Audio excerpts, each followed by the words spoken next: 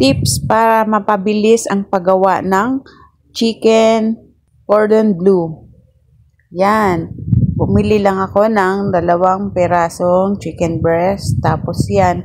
Ang ginawa ko, ilagay ko lang dyan sa aking meat grinder para mapabilis. Yan. Napakadali lang. Katapos yan, timplahan ko lang ng salt and pepper. Tapos, tabi ko muna.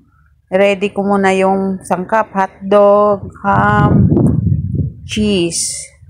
Then, mag-start na ako magbalot. Yan, gumamit ako ng 1/4 na cup para pare-pareho ang laki ng aking cordon bleu. Yan ang proseso. Ham, patungan mo ay lagyan mo ng hotdog at saka cheese. Tapos, cling wrap ang gamitin mo para mas maganda. Yan.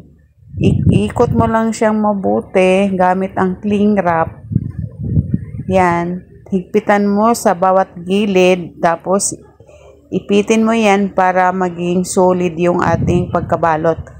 Ayan. Ganyan lang kalaki kasi yan, ganda pagkabalot. Kasi inano ko lang din yung laki ng ating ham. Yan, hanggang sa matapos ka magbalot. Kasi 2 chicken breast lang yung nabili ko. Kaya 5 piraso lang yung nagawa ko. Yan kasi ay request ng anak ko na gumawa daw ako ng chicken cordon bleu. Yan, kaya ginawan ko siya para kahit paano, kung gusto naman niyang baunin yan, makapagbaon siya. Yan ang gawa na natin.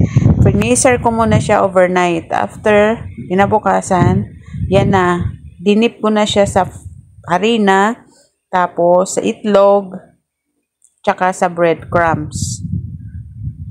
Yan, kinabukasan ko na ginawa kasi nabuo na siya. Hindi na siya nasisira kasi galing na siyang freezer. Yan, gawin mo lang lahat hanggang sa matapos ka mag-dip at mabalot lahat ng breadcrumbs. Yan. Tapos, pag nabalot mo na lahat yan, dahil ligay mo muna sa freezer.